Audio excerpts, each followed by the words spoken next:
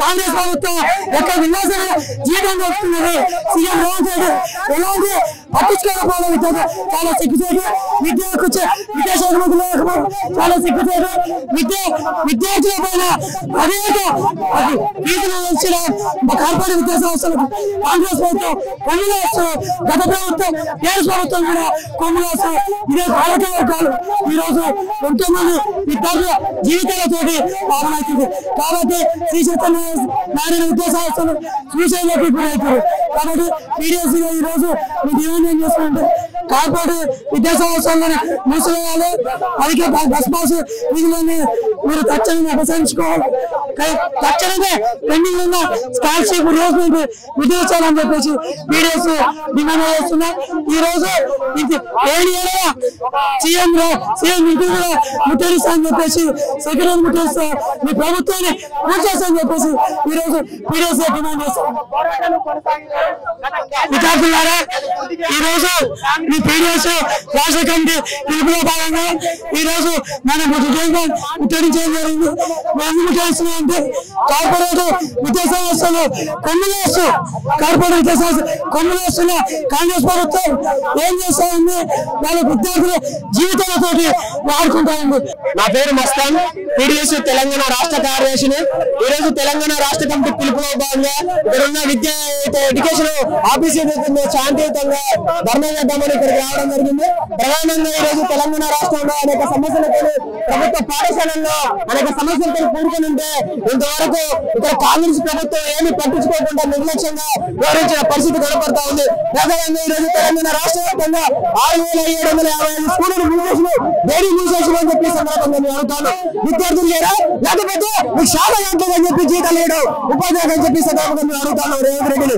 ఈ తెలంగాణ రాష్ట్ర వ్యాప్తంగా అదేవిధంగా గురుకులాలలో విద్యార్థులు సుమారుగా అప్పకులలో 40 మంది 30 మంది విద్యార్థులు చదువుకుంటా ఉంటే ఈ రోజు విద్యార్థులు లేని సానుకుతో ఈ రోజు మీరు గురుకులాలు 1250 గురుకులాలు మూసేశారు. ఇదేనా విద్యార్థి చట్టంలో మీరు అమలు చేస్తామని చెప్పినా ఇదేనా అని చెప్పి మీరు అడుగుతాను. రేవంత్ రెడ్డి గారు ఇప్పటికైనా మీకు ఎలక్షన్ ఉందన్నా లేకపోతే బడా కార్పొరేట్ విద్యా సంస్థలు ఏదైతే నారాయణ శ్రీ చైతన్య ఏదైతుందో వాటిని ప్రేమ ఉంటే వాటిని మీరు తొమ్మిది వస్తారని చెప్పి సందర్భంగా అడుగుతాను. ఇప్పటికైనా శ్రీ చైతన్య నారాయణ ఎస్ఆర్ లాంటి కార్పొరేట్ విద్యా సంస్థలు రద్దు చేయండి. గవర్నమెంట్ ప్రభుత్వ పాఠశాలను బలవంతం చేయాలని చెప్పి మరి మేము డిమాండ్ చేస్తాను. కానీ ఇక్కడ ప్రభుత్వ పాఠశాలలో చదువుకున్న విద్యార్థులు ప్రాణాలు పోతా ఉంది. ప్రభుత్వ ప్రైవేట్ కార్పొరేట్ విద్యా సంస్థలలో విద్యార్థులు చదువులను దూరం అవుతుంటే వాళ్ళు చిన్న చిన్న స్కూళ్ళలో చేయించుకున్న కళాశాలలో చేయించుకున్నా కూడా ఇక్కడ అధిక ఫీజులు వసూలు చేస్తూ ఈ రోజు ఒక 6th క్లాస్ బుక్స్ కొనాలంటే 6 బుక్స్ కొనాలంటే మొత్తం కూడా 20,000 అని చెప్పి అక్కడ వాళ్ళకు స్కూళ్ళలో అమ్ముతారు. ఆ స్కూళ్ళలో తీసుకొని బయట తీసుకోకుండా ఈ రోజు అక్కడ ఉన్న కార్పొరేట్ అసోసియేషన్ వాళ్ళు చేస్తా ఉన్నారు. ఇలాంటి మానుకోని కార్పొరేట్ విద్యా సంస్థలు రద్దు చేసి ప్రభుత్వ విద్యా సంస్థలు కాపాడుకోపోతే మాత్రం రేవంత్ రెడ్డి ఇదే విద్యార్థి సంఘం పీడిఎస్ ఆధ్వర్యంలో రాష్ట్ర వ్యాప్తంగా ఇల్లు ముట్టడిస్తాం అని చెప్పి సందర్భంగా హెచ్చరిస్తాం. పీడిఎస్ ఆధ్వర్యంలో ప్రగతిశీల ప్రజాస్వామ్య విద్యా సంఘం పీడిఎస్ ఆధ్వర్యంలో డైరెక్టరేట్ స్కూల్ ఎడ్యుకేషన్ ముందు మేము ధర్నా చేస్తా ఉన్నాం. ఈ సందర్భంగా ఒకటే డిమాండ్ చేస్తూ ఉన్నాం. అయ్యా ముఖ్యమంత్రి గారు, నీకేమైనా శ్రద్ధ ఉంటే, విద్యార్థుల మీద ప్రేమ ఉంటే, పేద విద్యార్థుల పట్ల బాధ్యత ఉంటే ఈ రోజు నువ్వు ప్రభుత్వ స్కూళ్ళలో చదువుకునే విద్యార్థులకి యూనిఫామ్స్ ఇవ్వు, బుక్స్ ఇవ్వు, అలాగే మౌలిక సదుపాయాలు కల్పించు. అనేకమైన పాఠశాలలు ఈ రోజు కనీసం టాయిలెట్స్ లేక కూనరెళ్తా ఉన్నాయి. వాటి మీద శ్రద్ధ పెట్టని చెప్పేసి మేము డిమాండ్ చేస్తా ఉన్నాం. ఈ ముఖ్యమంత్రికి ప్రభుత్వ విద్యా సంస్థల పట్ల, ప్రభుత్వ విద్యా సంస్థలు చదువుకున్నటువంటి విద్యార్థుల పట్ల బాధ్యత లేదు. కానీ ఈ ప్రైవేట్ కార్పొరేట్ విద్యా సంస్థలు కొమ్ము కాస్తా ఉన్నారు. అందుకే లక్షల రూపాయలు ఫీజులు చూపడి జరుగుతా ఉన్నా.